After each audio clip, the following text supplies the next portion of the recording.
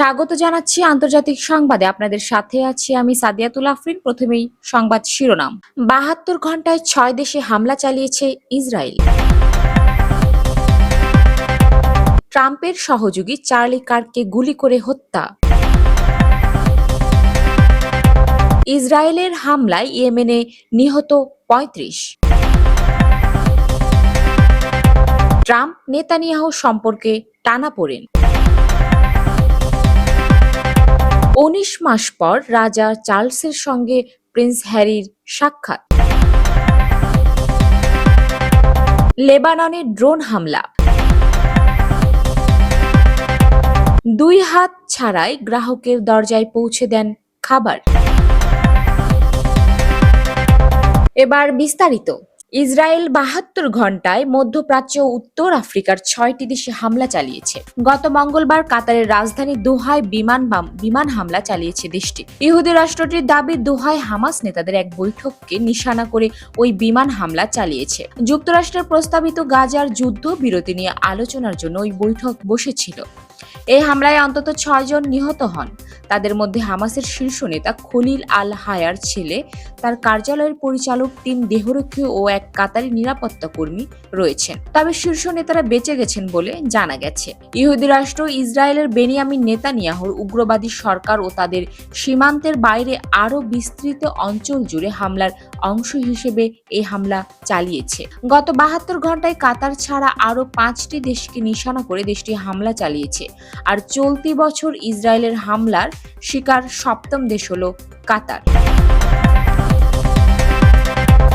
যুক্তরাষ্ট্রের প্রভাবশালী রক্ষণশীল রাজনৈতিক নেতা এবং টার্নিং পয়েন্ট ইউএস এর সহ-প্রতিষ্ঠাতা চার্লি কার্ক ইউটাহ ভ্যালি ইউনিভার্সিটিতে বক্তৃতা দেওয়ার সময় গুলিবিদ্ধ হয়ে নিহত হয়েছেন। বুধবার যুক্তরাষ্ট্রের ইউটাহ অঙ্গরাজ্যের একটি বিশ্ববিদ্যালয়ে এক অনুষ্ঠানে বক্তব্য দেওয়ার সময় তাকে লক্ষ্য করে গুলি চালানো হয়। গুলিটি তার ঘাড়ে এসে লাগে। পরে হাসপাতালে চিকিৎসাধীন অবস্থায় তিনি মারা যান। চার্লি কার্ক নিহতের পর সন্দেহভাজন একজনকে হেফাজতে নেওয়া হয়েছে বলে জানিয়েছে এফবিআই। এক্স প্ল্যাটফর্মে এফবিআই পরিচালক কাশ প্যাটেল লিখেছেন, আজকের ভয়ঙ্কর গুলিতে চার্লি কার্কের জীবনহানির ঘটনায় সংশ্লিষ্ট ব্যক্তি এখন হেফাজতে। হত্যাকাণ্ডের ভিডিও সামাজিক যোগাযোগ মাধ্যমে ছড়িয়ে পড়েছে। একটি ভিডিওতে দেখা গেছে চার্লি কার্ক স্থানীয় সময় বেলা ১২:২০ ইউটাহ অঙ্গরাজ্যের ওরেম শহরের ইউটাহ ভ্যালি বিশ্ববিদ্যালয়ে একটি অনুষ্ঠানে বক্তব্য দিচ্ছিলেন। এ সময় হঠাৎ গুলির শব্দে শোনা যায়। কার্ক তার ঘাড়ের দিকে হাত বাড়ান এবং চেয়ার থেকে পড়ে যান। উপস্থিত দর্শকেরা আতঙ্কিত হয়ে ছোটাছুটি শুরু করেন। অন্য একটি ভিডিওতে দেখা গেছে গুলিবিদ্ধ হওয়ার পরপরই কার্কের ঘাড় থেকে রক্ত ঝরে পড়ছে। ইউটার গভর্নর স্পেন্সার কক্স এক সংবাদ সম্মেলনে বলেন, এটি আমাদের রাজ্যের জন্য একটি অন্ধকারাচ্ছন্ন দিন, দেশের জন্য একটি দুঃখজনক দিন। আমি স্পষ্ট করে বলতে চাই, এটি একটি রাজনৈতিক হত্যাকাণ্ড। ইয়েমেনের রাজধানী সানা ও আল জাউফ প্রদেশে ইসরায়েলি বিমান হামলায় অন্তত ৩৫ জন নিহত হয়েছেন। আহত হয়েছেন কমপক্ষে ১৩১ জন। নিহতের সংখ্যা আরও বাড়তে পারে বলে আশঙ্কা করা হচ্ছে। বুধবার এ হামলা চালানো হয় বলে এক প্রতিবেদনে জানায় আল জাজিরা। এ হামলার একদিন আগে কাতারের রাজধানী দোহায় হামাস নেতাদের লক্ষ্য করে হামলা চালায় ইসরায়েল। ইয়েমেনের স্বাস্থ্য মন্ত্রণালয়ের বরাতে আল জাজিরা জানায়, সানার আল তাহরির এলাকার আবাসিক ভবন, একটি চিকিৎসা কেন্দ্র এবং আল জাউফ প্রদেশের রাজধানী আল হাজমের সরকারি কম্পাউন্ডে ক্ষয়ক্ষতি হয়েছে। ধ্বংসস্তূপে অনেকেই আটকে থাকতে পারেন, হুথি নিয়ন্ত্রিত আল মাসিরা টিভি দাবি করেছে। হামলায় সানার দক্ষিণ পশ্চিমের স্বাস্থ্য খাতের একটি মেডিকেল সেন্টার এবং আল হাজমে স্থানীয় সরকারি কার্যালয় লক্ষ্যবস্তু করা হয়। বহু মানুষ নিহত ও আহত হয়েছেন। হুথি মুখপাত্র ইয়াহিয়া সারে জানান, ইসরায়েলি হামলা প্রতিহত করতে তারা সারফেস টু এয়ার মিসাইল ব্যবহার করেছেন। আকাশ প্রতিরক্ষা ব্যবস্থার সাহায্যে কিছু ইসরায়েলি বিমানকে পিছু হাঁটতে বাধ্য করা হয়েছে। গত মঙ্গলবার হঠাৎ করে কাতারের রাজধানী দোহায় বিমান হামলা চালায় ইসরায়েল। সেখানে ফিলিস্তিনিদের স্বাধীনতাকামী সংগঠন হামাস নেতাদের লক্ষ্যবস্তু করা হয়। এই হামলায় ইসরায়েলি প্রধানমন্ত্রী বেনিয়ামিন নেতানিয়াহু ও মার্কিন প্রেসিডেন্ট ডোনাল্ড ট্রাম্পের সঙ্গে টানাপোড়েন দেখা দিয়েছে।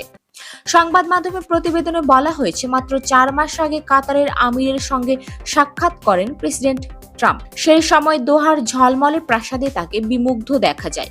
তখন উপসাগরীয় এই মিত্রের সঙ্গে এক বিস্তৃত প্রতিরক্ষা চুক্তি স্বাক্ষর করেন ট্রাম্প। মধ্যপ্রাচ্যে যুক্তরাষ্ট্রের সবচেয়ে বড় সামরিক ঘাঁটি স্থাপনের অনুমতি দেয় কাতার। মূলত এখান থেকে ইরাকের প্রয়াত নেতা সাদ্দাম হোসেনকে উৎখাতে হামলা চালানো হয়। এছাড়া মধ্যপ্রাচ্যে যুক্তরাষ্ট্রের যে সামরিক তৎপরতা তা এই ঘাঁটিকে কেন্দ্র করেই। কিন্তু দোহায় মঙ্গলবারে ইসরায়েলি বিমান হামলার সঙ্গে সেই সম্পর্ককে নাড়িয়ে দিয়েছে। এ ঘটনায় দৃশ্যত ক্ষুব্ধ হন ট্রাম্প। দোহা ও পশ্চিমা মিত্রদের কাছ থেকেও তীব্র নিন্দার ঝড় উঠেছে। ইসরায়েলি প্রধানমন্ত্রী বেনিয়ামিন নেতানিয়াহুর নির্দেশে চালানো এই হামলায় ফিলিস্তিনি সংগঠনের রাজনৈতিক কার্যালয়কে টার্গেট করা হয়। এতে এক কাতারি নিরাপত্তা কর্মী সহ 6 জন নিহত হলেও হামাস নেতারা বেঁচে যান। ট্রাম্প বলেন তিনি এই হামলার প্রত্যেক দিক নিয়েই অত্যন্ত অসন্তুষ্ট। তবে মার্কিন কর্মকর্তারা ও বিশ্লেষকদের মতে এই ক্ষোভের পরও ট্রাম্পের ইসরায়েল নীতিতে বড় কোনো পরিবর্তন আসছে না, বরং হামলাটি ট্রাম্প নেতানিয়াহু সম্পর্কের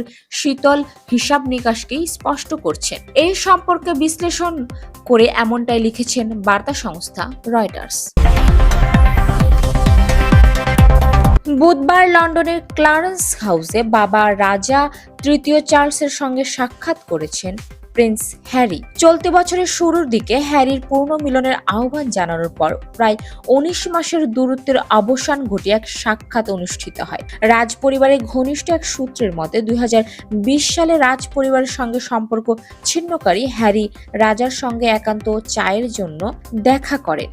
2024 সালের ফেব্রুয়ারির পরে এটি তাদের প্রথম সাক্ষাৎ। রাজা লন্ডনের বাসভবনে ফেরার পরপরই হ্যারিকে কালো গাড়িতে করে প্রবেশ করতে দেখা যায়। সংবাদ মাধ্যমের প্রতিবেদনে বলা হয়েছে, ক্লারেন্স হাউসে প্রবেশের 1 ঘন্টার কম সময় পর হ্যারির গাড়ি বের হয়ে যায়। পরে তিনি ইনভিক্টাস গেমস ফাউন্ডেশনে এক সংবর্ধনা অনুষ্ঠানে যোগ দেন।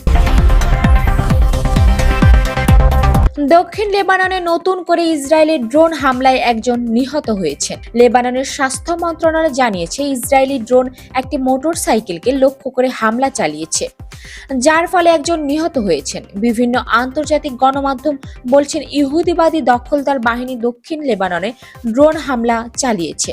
জায়নবাদী শাসনের এই নতুন ড্রোন হামলাটি দক্ষিণ লেবাননের আইনের বাল শহরকে লক্ষ্য করে পরিচালিত হয়। আইন বাল ও আল বাজুরিয়া শহরের মধ্যবর্তী সড়কে একটি মোটরসাইকেলকে লক্ষ্য করে হামলাটি চালানো হয়। আল মাইদিন জানিয়েছে, এই হামলায় একজন লেবানিজ নাগরিক নিহত হয়েছেন। তবে ড্রোন হামলার বিষয়ে তাৎক্ষণিকভাবে কোনো মন্তব্য করেনি ইসরায়েলি সেনাবাহিনী। মাত্র 4 বছর বয়সে বিদ্যুৎ স্পৃষ্ট হয়ে নিজের দুহাত হারান চীনের লি শিয়াংয়াং। তবে শিশু বয়সের ওই দুর্ঘটনা তাকে দমিয়ে রাখতে পারেনি, বরং পরিবারকে আর্থিক সহায়তা দিতে মাত্র 8 বছর বয়সে পায়ে তুলে নিন রং তুলি। আঁকতে শুরু করেন ক্যালিগ্রাফি। সেগুলো বিক্রি করে পাওয়া অর্থ তুলে দেন পরিবারের হাতে। এখন লির বয়স 30 বছর, থাকেন চীনের হুনান প্রদেশে। বিয়ে করেছেন, আছে 2 সন্তান। চলতি বছরের জুলাই থেকে তার 2 সন্তান স্কুলে যাচ্ছে। এতে পরিবারের খরচ বেড়েছে। বাড়তি অর্থ আয় করতে এখন ক্যালিগ্রাফির পাশাপাশি ফুড ডেলিভারির কাজ শুরু করেছেন লি। 2 হাত না থাকায় লির জন্য কাজটা মোটেই সহজ নয়। তিনি একটি 1 চাকার সাইকেলে চেপে শহরময় ঘুরে বেড়ান। পিঠে ঝোলানো বড় ব্যাগে থাকে খাবার। তিনি সাইকেলে চেপে গ্রাহকদের দরজায় যান। দিনে ফুড ডেলিভারির কাজ করার পাশাপাশি লি রাতে নিজের আঁকা ক্যালিগ্রাফি বিক্রি করেন। শহরে একটি পর্যটন কেন্দ্রের কাছে তার একটি ছোট্ট দোকান আছে। চীনের সামাজিক যোগাযোগ মাধ্যম লির জীবন যুদ্ধর এই গল্প প্রকাশ পাওয়ার পর তা অনেক মানুষের হৃদয় ছুঁয়ে গেছে। আন্তর্জাতিক অঙ্গনের সর্বশেষ সংবাদ পেতে আমাদের ইউটিউব চ্যানেলটি সাবস্ক্রাইব করে রাখুন। আমাদের সাথে থাকার জন্য আপনাকে অসংখ্য ধন্যবাদ।